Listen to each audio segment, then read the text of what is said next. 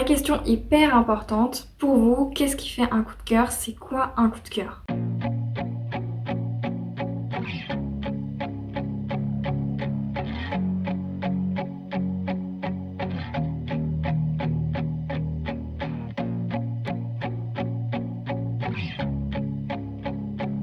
Bonjour à tous, c'est Edwin, je suis très heureuse de vous retrouver aujourd'hui pour une nouvelle vidéo discussion.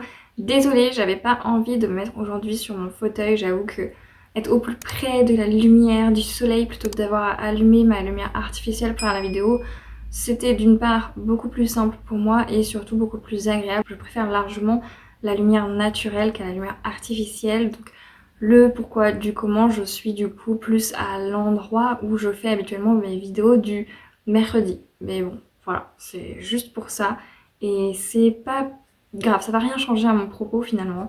Donc voilà, je ferme cette petite aparté. Et du coup aujourd'hui, la vidéo va consister en une discussion autour des coups de cœur. Notamment, qu'est-ce qu'un coup de cœur pour moi?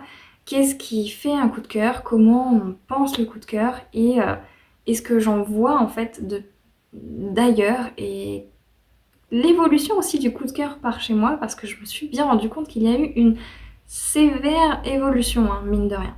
L'idée de cette vidéo, elle m'est venue à plusieurs reprises, elle m'a titillée à plusieurs reprises. Il y a eu plusieurs fois tout simplement sur les réseaux sociaux, notamment avec toutes ces personnes qui vous disent coup de cœur livre 5 étoiles. Et il y a eu du coup d'autres fois où par exemple, eh bien, dans le podcast de La Bouquinade, à un moment donné, elle parle justement de ça, du fait que eh bien, en France, on a du mal à dire d'un livre qu'il est bien, qu'il est parfait, ou alors à dire waouh, c'est un coup de cœur, parce qu'à partir du moment où il y a un petit truc qui fait que, eh bien, on dit tout de suite ah non, c'est pas un coup de cœur, c'est pas un 5 étoiles, il vaut pas autant.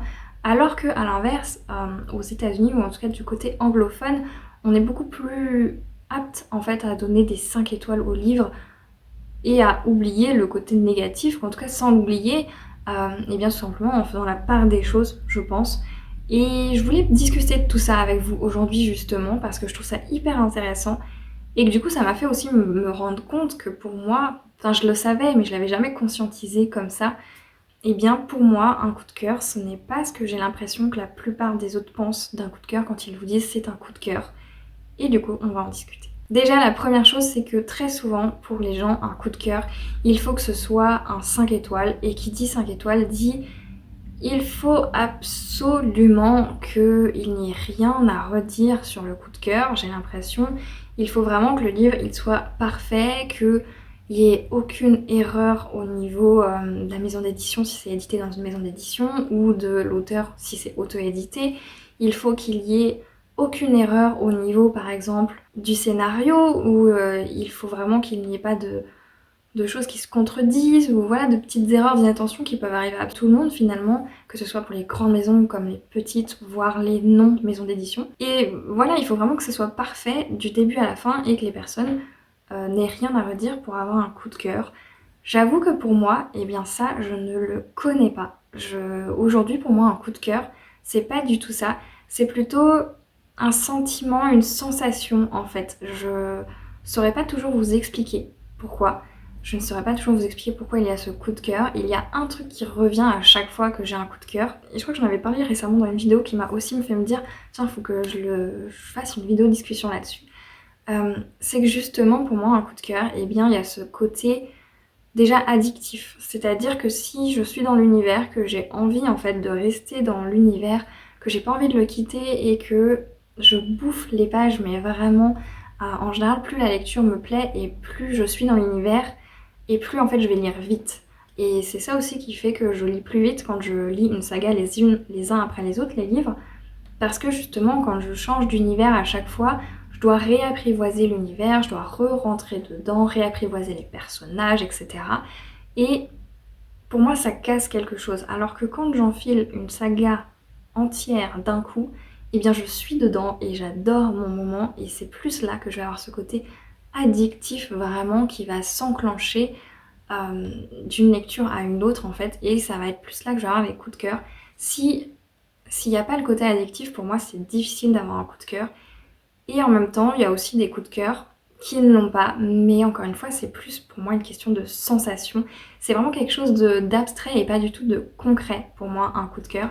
C'est pour ça que le côté booknote qui vous dit, vous savez, vous notez sur booknote, vous avez le côté, bah là vous notez tant pour un personnage, vous notez tant l'humour, vous notez tant le scénario, vous notez tant le côté pédagogie, vous notez tant, je sais plus ce qu'il y a d'autre, la plume, enfin non pas la plume, l'écriture, voilà, il y a plein de choses comme ça et en fait c'est ce qui me fait, je le fais, je le remplis toujours, mais en fait je me rends compte que je vais noter par exemple élevé tous ces points-là, mais moi, ma sensation, mon sentiment, quand je note après de moi-même, c'est que c'était une lecture bien, mais que ça m'a pas suffi à surkiffer ma lecture, et pourtant, en me basant sur ces petites choses que j'ai notées les unes après les autres, bah c'est par exemple un livre 9 sur 10.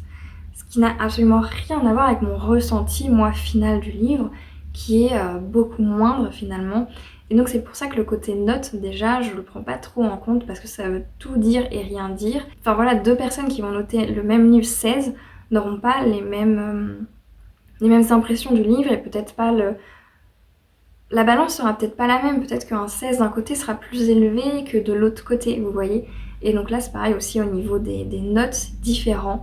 Et c'est pour ça que les coups de cœur c'est particulier, hein, vraiment très particulier, parce que comment on peut savoir vraiment où se baser, à quel moment est-ce qu'on peut faire confiance à une personne sur un coup de cœur ou pas, parce qu'il y en a pour qui le coup de cœur c'est vraiment le 20 sur 20, comme je vous disais, le sans faute maximal, et du coup qui ne l'atteignent jamais parce qu'ils sont extrêmement durs avec eux-mêmes et avec les livres.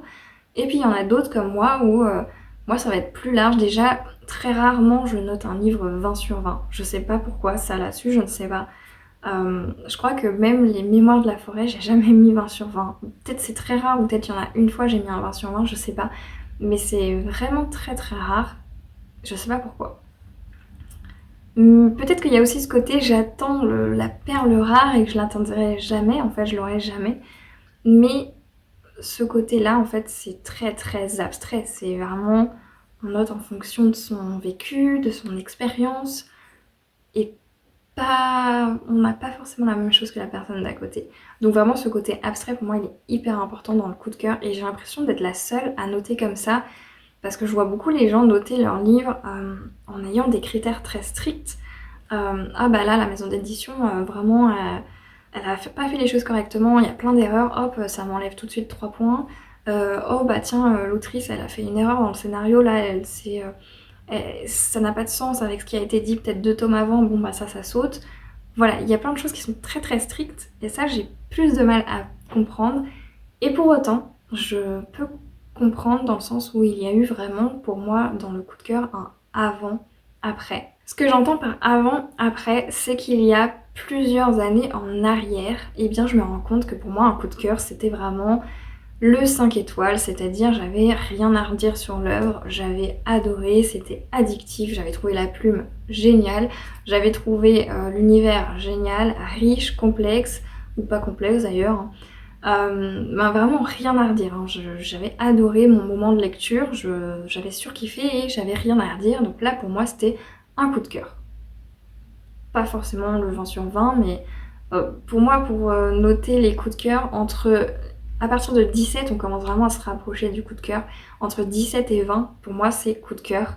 Et je prends du coup le haut du panier, donc 18-19, c'est vraiment les coups de cœur de chez coup de cœur.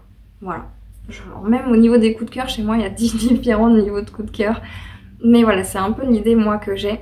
Et donc avant, fallait qu'il y ait rien à redire. S'il y avait quelque chose à redire, c'est que forcément j'avais été sortie de ma lecture. Par exemple, s'il y a des erreurs, ça te sort un peu de ta lecture. Donc, ah bah du coup, c'est plus trop un coup de cœur. Fallait que ce soit hyper addictif. Fallait que ce soit un page turner, mais vraiment de fou.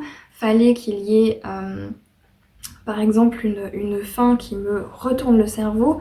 Mais en même temps, s'il y a que la fin qui me retourne le cerveau et que le reste du livre ne me plaît pas tant que ça, bah, c'était pas non plus un coup de cœur. Donc, fallait vraiment qu'il y ait l'ensemble. Enfin voilà, les coups de cœur, autant vous dire que ça courait pas les rues avant, hein. Aujourd'hui, autant vous dire que les coups de cœur, j'en ai pas tous les mois parce que je lis pas assez pour ça, mais très régulièrement. Et d'ailleurs, vous avez mon bilan trimestriel à chaque fois. Ce ne sont que des coups de cœur. Et vous voyez bien que je tourne autour de on va dire 6 coups de cœur par trimestre. Pour certains c'est énorme, pour d'autres c'est rien du tout. Ça dépend aussi de combien de livres vous lisez tout simplement. Un autre point aussi, c'est aussi ça dépend les coups de cœur si vous connaissez vos goûts de lecture. Si vous êtes du genre à rester dans votre zone de confort et à savoir ça, vous allez l'aimer. Donc forcément, vous allez beaucoup plus facilement avoir des coups de cœur que si vous sortez de votre zone de confort pour, par exemple moi parfois pour mes vidéos, je sors de mes zones de confort parce que j'adore expérimenter, j'adore... voilà, j'ai pas envie de critiquer quelque chose si de toute façon je connais pas le sujet, que je n'ai pas lu. Vous voyez, ça c'est un peu... c'est ma façon de voir les choses, donc j'aime bien me sortir de ma zone de confort, notamment pour les vidéos. J'adore aussi découvrir de nouveaux auteurs, de nouvelles autrices. Et donc forcément, les coups de cœur dans ce cas-là, c'est plus surprenant quand ils arrivent, parce que parfois, ils nous tombent dessus, on ne s'y attendait pas. On avait même, pour ce qui est récemment des liens du destin, dans mon cas, j'avais des a priori. Je pensais vraiment pas que ça allait être ma came, très honnêtement. Et c'est pour ça que j'avais pas acheté le 3e tome tout de suite, que j'avais attendu de lire le tome 1 pour me faire un avis au cas où, bon, parce que je pensais vraiment pas que j'adhérerais autant. Et pourtant là ça a été une super bonne surprise, ça a été un coup de cœur alors que je n'aurais pas parié dessus pour avoir un coup de cœur. Donc c'est aussi l'avantage d'osciller et d'aller pas forcément vers les livres où on est sûr d'aimer et en même temps quand vous allez forcément que vers des livres que vous êtes sûr d'aimer, je pense que les coups de cœur arrivent plus régulièrement.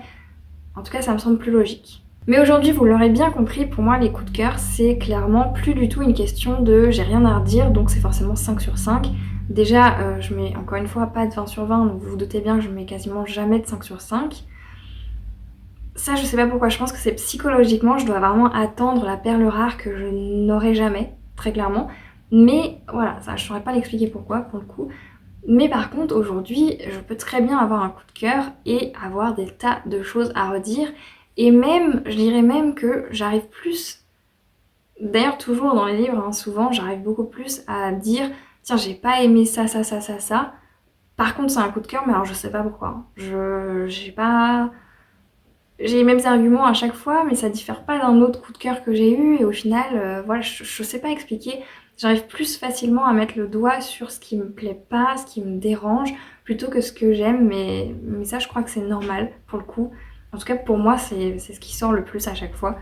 Mais aujourd'hui un coup de cœur peut très bien être un livre où j'ai 3, 4, 5 choses à redire dessus. Mais ça n'a pas empêché que à côté j'ai surkiffé ma lecture, que à côté j'ai tout simplement adoré ma lecture, j'ai tout simplement... Ouais, j'ai surkiffé ce que je lisais, j'ai tellement surkiffé que ouais, il y a du négatif, mais c'est un peu comme tout en fait. Je suis plus dans l'optique aujourd'hui de il faut savoir être critique. C'est comme tout, il faut savoir avoir un esprit critique et pour moi c'est pareil avec la lecture. C'est pas parce qu'il y a des choses à redire que c'est mauvais et que ça ne mérite pas un coup de cœur. Il faut juste être capable de dire voilà, ce livre-là typiquement... je reviens encore à Les Liens du Destin, c'est le plus récent qui m'a fait cette impression de waouh, coup de cœur. Pour autant, j'ai eu plein de choses à redire, notamment la maison d'édition qui, je sais pas combien de fois ils ont relu le livre, mais clairement pas souvent, pas assez souvent en tout cas, pour éviter énormément d'erreurs qui auraient pu ne pas être faites, très simplement.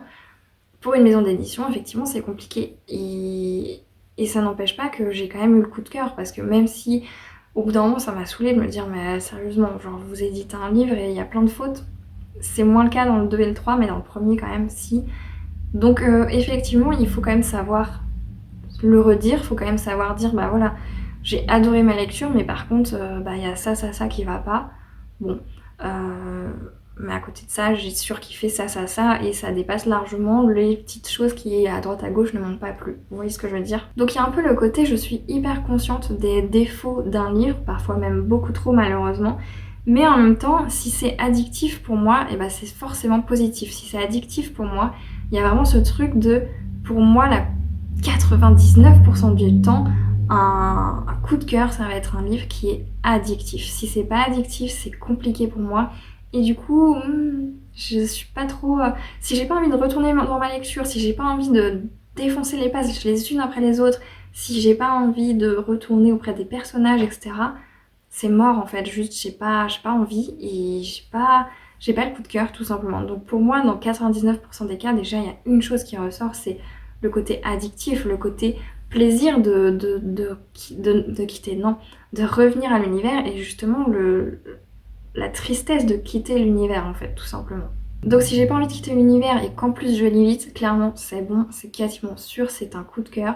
Mais ça arrive quand même que ce ne soit pas forcément le cas et que pour moi, eh bien un livre qui pourtant n'est pas addictif et que je lis pas spécialement vite, et bah je vais tout autant l'apprécier et tout autant le considérer comme un coup de cœur parce qu'au contraire, j'aurais pas été dans cette phase de boulimie de lecture, mais au contraire, j'aurais profité de ma lecture,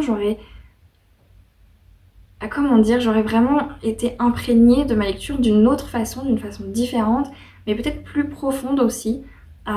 Et du coup, ça peut aussi être un coup de cœur, mais c'est quand même ce qui ressort le moins souvent en tant qu'un coup de cœur pour moi, en tout cas. Donc voilà, pour moi, les coups de cœur, ça n'est pas forcément quelque chose qui... quand je vous dis c'est un coup de cœur, c'est tout simplement quelque chose d'hyper abstrait.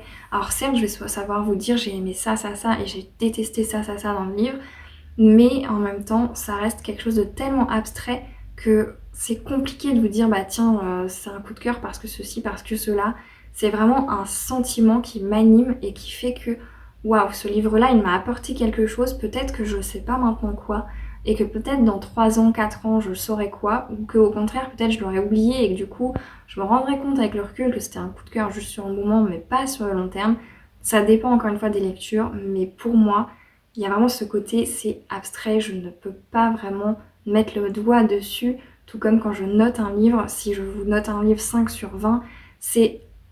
Alors certes, j'ai su vous dire ce qui est négatif et ce qui est positif, le négatif a largement pris le dessus sur le positif, mais ça reste quelque chose, encore une fois, d'abstrait, c'est une impression qu'il me reste, tout comme au même titre, quand je vous parle d'un livre que j'ai lu il y a 10 ans en arrière, je suis incapable souvent de me rappeler de l'histoire, je suis incapable de vous dire « Oh là là, à ce moment-là, il s'est passé ça et ça, et oh j'étais ouf, à ce moment-là c'était dingue ».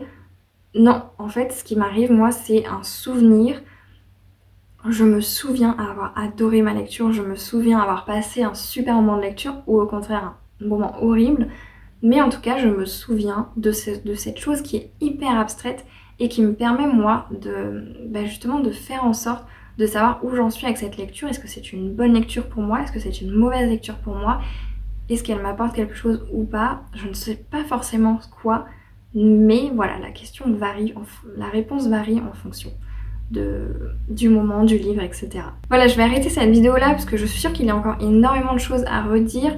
Je vous invite à aller voir également le podcast de la Bouquinade qui en a bien parlé aussi et qui a pris un autre prisme justement de la question et qui est tout aussi intéressante. Moi je voulais vraiment aujourd'hui parler de ce fait que justement il y a eu une évolution pour moi entre le coup de cœur il y a 10 ans et le coup de cœur aujourd'hui, et ce côté en fait qui moi m'anime et qui fait que c'est quelque chose de tellement abstrait que je ne sais pas en fait vous expliquer. C'est quelque chose, je note mes livres en fonction du ressenti que j'ai eu en lisant mon livre et qui me reste après ma lecture, et ça c'est hyper important. Du coup je voulais en parler avec vous et dites-moi sincèrement comment vous notez vos livres. Est-ce que déjà vous les notez avec des notes? Est-ce que vous les notez en vous disant bah tiens ça je le note tant, ça je le note tant, ça je le note tant, et à la fin vous avez une note? Est-ce que au contraire vous êtes plutôt avec ce côté hyper abstrait que moi j'ai et que j'ai l'impression qu'il n'arrive à personne? Est-ce que vous donnez facilement des 5 sur 5, 20 sur 20 par exemple, ou au contraire vous êtes plutôt difficile à avoir des coups de cœur? Enfin voilà, dites-moi tout ça parce qu'en vrai c'est hyper intéressant et que je trouve ça hyper intéressant tout simplement de réfléchir à cette question de qu'est-ce qu'un coup de cœur pour nous et comment on arrive à dire tiens cette lecture c'est un coup de cœur pour moi et je l'ai adoré parce que ceci, parce que cela. Donc voilà, je suis assez intriguée de savoir vous, comment vous vous situez vis-à-vis des coups de cœur. Est-ce que vous êtes difficile en coup de cœur ou pas? Voilà, ça me tâte là, j'ai envie de voir vos commentaires, je suis hyper intriguée de savoir est-ce que je suis vraiment toute seule dans mon coin à trouver que c'est abstrait ou est-ce que on est beaucoup plus nombreux que je ne le crois. Je vais donc arrêter cette vidéo là avant qu'elle ne soit beaucoup trop longue et trop redondante. En attendant vos retours sur cette vidéo, je vous remercie encore une fois du fond du cœur de l'avoir regardée jusqu'au bout. Et sur ce, je vous souhaite à toutes et à tous de très belles lectures et je vous dis à la prochaine.